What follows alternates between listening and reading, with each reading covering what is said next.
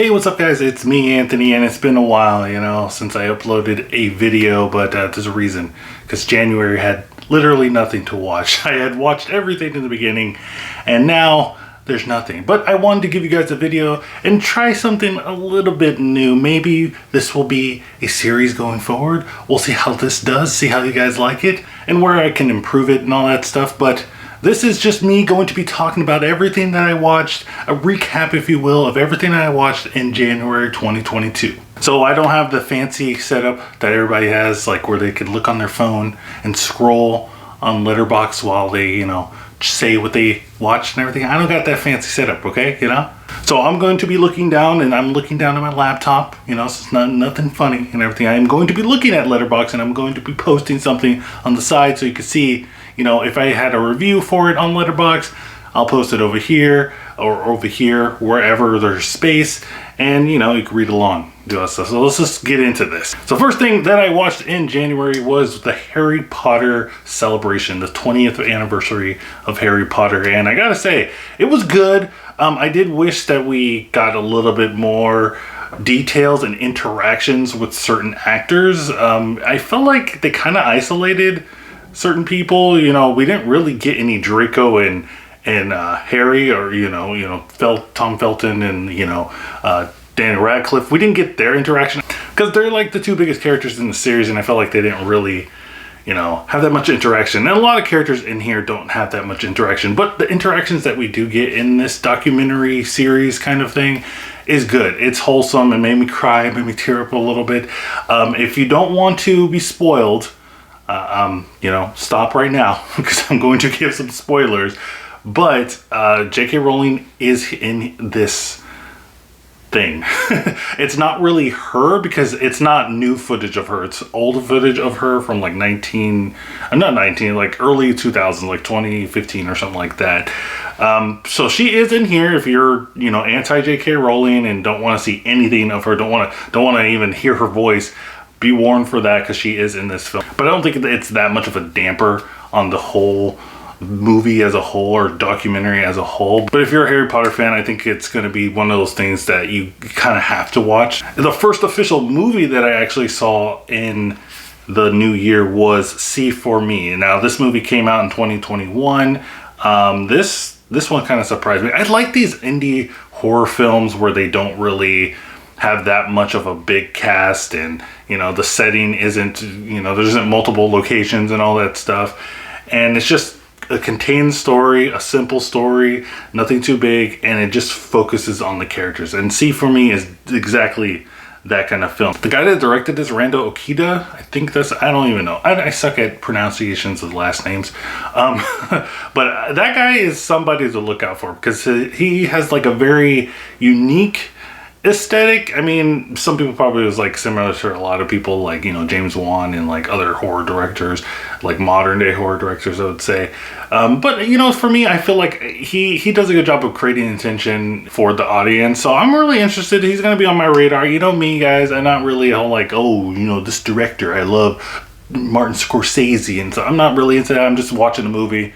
I'm just an average, moviegoer, and then just watch it, see if it's good. Next film I watched was Scream. This was like the highly anticipated return of Ghostface, and Ghostface holds a special place in my heart because he was kind of like the iconic horror villain in my generation growing up. I mean, he started in the late 90s, and in early 2000s we're getting multiple Screams. So I was growing up in the Scream era, and I don't take these movies seriously, and I don't think you're supposed to take these movies seriously because they don't take themselves seriously. But the expectation for Scream 5 was high. I got into that hype because, you can't help yourself. So I was in here, really expecting something pretty great. It's not that. It's pretty much literally a retread from the first film with the little sprinkles of, nostalgia, which I didn't mind. Put in there, but it's okay. It's not bad. It's not horrible. It's not Scream 3. It's not like that. Even though I enjoy parts and aspects of Scream 3, it's not that bad. Scream 3 isn't as bad as everybody says. But yeah, Scream 5, it's okay. I'm interested to see what they do in Scream 6 because I really want them to go something totally different. Okay, you got the reboot out of the way. Let's see what you can do moving forward. Next film I saw was Belle. Now this is from the famous director Mamuda, I think his name is. Mamoru Hosoda. Mamudo. Why did I say that? Hosoda. He's directed like Summer Wars and like Wolf Children and Boy and the Beast. I think that's what it is. And then his most recent film before Belle was like Miari or something like that. I watched a couple of his films leading up to this because I wanted to get into like the style. I don't know. This one's weird. I know a lot of people love this film. For me, it just didn't.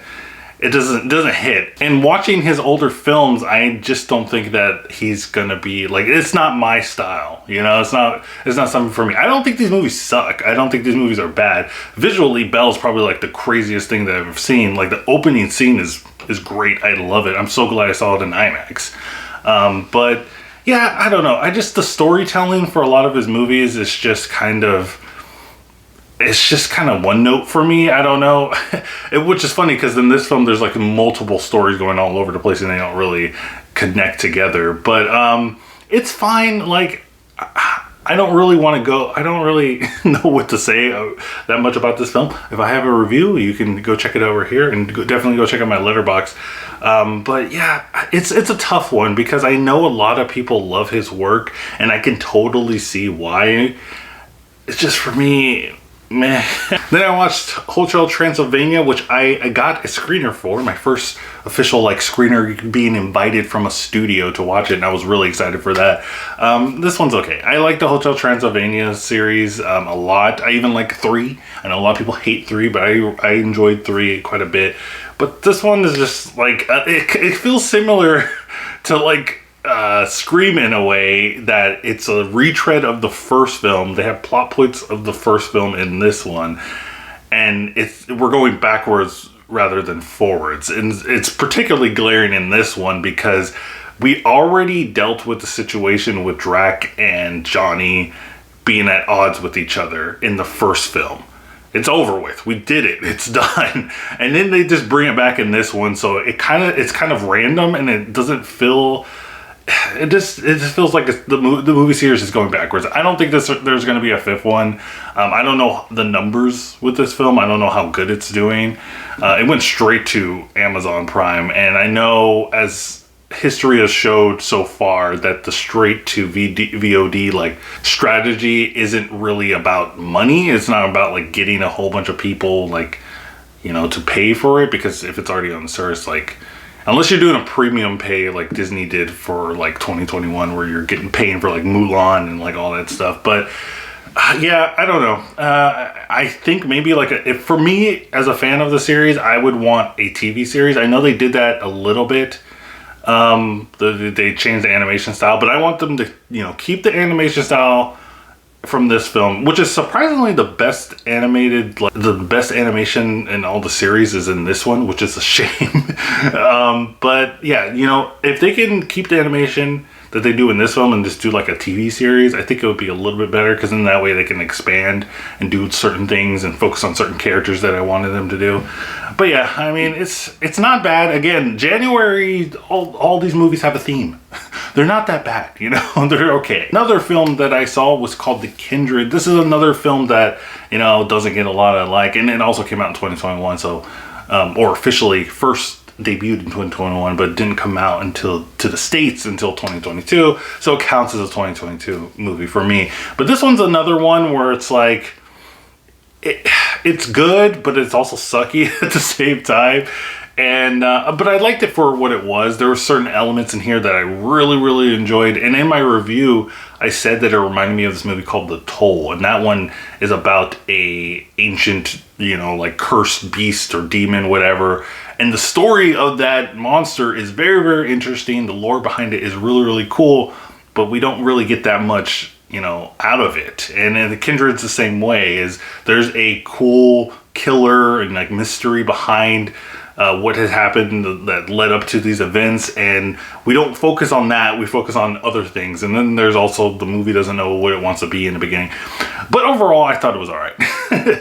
I'm more forgiving in movies, I feel like, than most of my peers on the film Twitters and the film YouTubes and all that stuff. I'm just here to have a, good time. I could throw, I can clear my mind. Okay, I'm just like convincing myself that this is this is an okay movie, but I thought it was alright. And if you think that my taste in movies sucks, wait till you hear me talk about Jack in the Box 2. So Jack in the Box 1, it was a movie that I thought wasn't good, but I wanted the series to succeed because the design of this monster, the Jack in the Box, Jack as he's called, was so good and so cool that I needed them to make another one so they can improve upon it. Sadly, we get Jack in the Box Awakening, and it's not that. It's not it, okay? They just needed to do one simple thing, and that is just give me more Jack. They tried to do that, or they started to do that a little bit in this film. Towards the end, they give you more backstory of Jack, how the demon became to, how he is now. It's kind of silly how you just jumped in the box that, like, I don't know how he fit in there. Anyways, but but they try to give you some like story into this, but it just doesn't. They don't really focus on it. And then when you do see Jack in a Box, I need him to be like more vicious, more like ripping people apart in front of you, And I'm not a gore guy. I'm not like that. But that's what this movie needs. I hope again. I'm gonna try again. Look at third time's a charm. Hopefully, if they make a Jack in the Box 3, I need them to go full like into this like rated R. Go into it. Show us some gore. We need more. Jack needs more. Screen time. I know the person that is playing Jack, poor guy. I understand that all those makeup must take forever, but I need more time with Jack. I need more story with him. I need him to kill people more interestedly. We just gotta do it. And the last film of 2022 that I watched was Bruce Willis, American Siege. What can I say? And I have a love-hate relationship with Bruce Willis because this guy, he's pretty much helped my channel become what it is. So I'm kind of being, I'm laying off him a little bit. This year I told myself I'm going to lay off him a little bit because dude helped me out. Dude got my channel to like 1,000 subscribers, all right? So, but this isn't new. You already know. It's Bruce Willis. Bruce Willis movie. It's not good at all. If you just want to torture yourself like I do, check it out. But we're into part of the video where I'm going to talk about something that I usually don't talk about on this channel, and that is TV. The reason why I don't usually talk about TV on this channel is because it's a selfish reason. If I post videos about TV stuff on here, it's going to get 0 to no views on here because people bigger than me do like dedicated like series of like reviewing The Mandalorian 1 through 5, whatever freak, and reviewing Boba Fett and Peacemaker and all that stuff. They're gonna get more views. They got more time. They got all that stuff. So I usually tend to shy away from that stuff. But I want to try to talk about it a little bit more, and maybe in these kind of videos I can do that. So the first show that I want to talk about is Peacemaker. I didn't think I was going to like the show because I think Peacemaker was probably my least favorite character in the Suicide Squad, the movie that came out, because I was like, how are we going to like this guy? And then, John Cena was, winning me over, and I was like, okay, he's a funny guy. And then what he did at the end, if you haven't seen it, spoilers, I'm not trying to spoil it, but if you haven't seen it at the end, nah, I don't like it. I'm done. I'm done with Peacemaker. I don't care what happens to him. So when I heard that they were making a show with him, I was like, this show's gonna suck. This show's gonna suck because he's not a likable character, especially what he did at the end of the Suicide Squad. But I gotta say that they did an amazing job. I love Peacemaker the show. I love John Cena as Peacemaker. I love the surrounding cast. If the cast that wasn't good around John Cena, I don't think I would like this show as much as I do. But it's great. The comedy's good. The action is great. The dialogue is amazing. You can tell everybody's having fun and just shooting the shit and everything. It's really good. It's really good. And it's funny because I don't want to get onto like a DC sucks rant, but they do. But yeah, I don't know. I feel like DC movies usually, or the DCEU just takes itself so seriously, and they don't really, characters like Peacemaker and the Suicide Squad. That's why I like the Suicide Squad so much.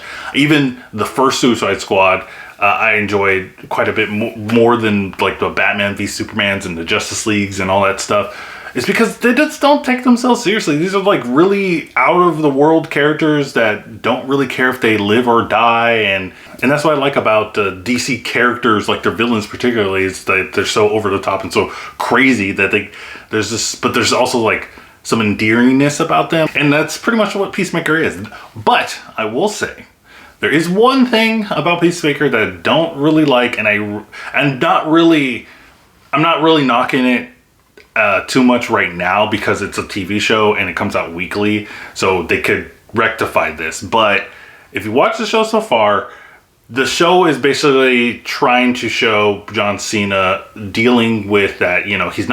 He's said and done bad things, and he acts a certain way that is probably not up to date of how you should act or what is not okay to say and do in today's society. And they are doing a good job of like saying that he's evolving, and all the people that he's surrounded by is influencing him and making him a better person, right? But they do this thing in the show a lot where they show that growth with John Cena, and then literally the next scene he'll do something or say something that is totally like misogynistic or racist or something like that, and then everything that is done previously is like gone. So it's kind of like, man, like it. I want to show the growth with him, but again, like I said, it's a TV show, and it's the first season of the series, so they could totally do something more. And by the end of the series, I don't know, there could be like, he's totally changed or something. Next show I want to talk about is Book of Boba Fett. Now, I was really iffy about Book of Boba Fett when they first announced it, because I was like, okay, this is cool. The Boba Fett character, when they introduced him in Mandalorian season 2, that was really, really cool and unexpected. I don't think a lot of people saw that coming. And then you have Finnegan. Is that her name? Finnegan? No, that's a Pokemon. It's close. It's Finnick, right? Finnick. Those two characters are like standout. And Ming-Na Wen is amazing. I mean, I don't know why they didn't make her Mulan, just in the live action version. Just do an older story of like an older telling of Mulan, like after she fought in the war, and maybe they call upon her again to fight in another war, and it's her. Damn, they could have done so much better. But anyways, we got Ming-Na Wen in this one. She's great. She's amazing. The show. It started off great. The first 2 episodes, I think, are really, really strong. I love the backstory and the flashbacks that they're doing with the Sand People. I thought that was really, really interesting. And then they go back to the present. In the beginning, that was fine. 3rd episode and the 4th episode, it's not clicking. It wasn't clicking at all. The flashbacks really start to wane on you a little bit. In the beginning, I thought that was fine, but then once you want one side to progress more than the other. If you like the flashback scene stuff more, you want the flashback stuff to you want to know more, right? And then they'll cut to the present, and then they'll expand this story, and none of them, I'm assuming they're eventually going to intersect, but it doesn't feel, it feels like they're going like this. It feels like they're going this way rather than coming together, because we're not getting anything. There's one, the alien tribe is the connection, I guess, they have for the flashbacks in the present, because that's the one constant thing in there. But individually, both of them are interesting stories. It's just, I feel like they're cramming 2 seasons of Boba Fett into one, where I feel like they should have just done the flashback with the Sand People, do that as 1 season, and then 2nd season, just make it he's in present and he's doing all that stuff. Just too packed, too full together. But the most recent episode came out, episode 5 episode 5 came out, and whoa boy. Okay, it's funny because, okay, this is what I'm gonna say. If you haven't seen episode 5, spoiler warning alert, okay? But this is probably the worst episode of Boba Fett and the greatest episode of Boba Fett at the same time. Because the reason why it's bad, I will say first, because this isn't a Boba Fett episode. It doesn't feel like it, at least. It's totally Mandalorian. Mando comes back. We get so much lore, so much history with the Mandalorians. We get some really cool dialogue between the Mandalorian and that chick that is on Tatooine fixing stuff up. We get like spoiler alerts of the BD freaking droid that was in the Star Wars video game. It's so much stuff in that episode. It's one of the longest episodes of the series too. It's like 51 minutes, and the whole time you're like, this isn't a Boba Fett episode. This is a Mandalorian episode. This is Mandalorian season 3, and it was so good, such a breath of fresh air. But at the same time, you're like, this is the worst Boba Fett episode ever, because Boba Fett, they kind of just threw to the side. It felt like the people at Disney were like, dude, people are not liking this Boba Fett. They're really like just clicking off. Okay, just throw the first episode of Mandalorian season 1 in there, or season 3 in there, and see how that works. And it worked out fine. But just poor Boba Fett. I mean, just got short end of the stick. Again, I like the series. I think the series is fine. I don't think it's horrible. You know, it's not like, you know, Hawkeye or anything like that. Even though I liked Hawkeye too, but that wasn't that good either. Or like, you know, Loki. The Marvel stuff, it's kind of hit or miss for me. But yeah, guys, that was just me just talking about stuff that I watched in January. Of course, let me know what you watched in the month of January, the movies, the TV shows, all in the comments down below. Which one of my list that you liked and you hated? Do you have a different opinion? Let me know in the comments down below. If you like this kind of video, we'll see if this has good traction, and then, you know, like it, subscribe, do all that stuff. And we'll see how it goes, and if I'll do another one, I probably will, just to see, you know, do a couple more videos of like this. So I'll see you guys in February with this recap kind of thing. And remember, guys, keep watching movies.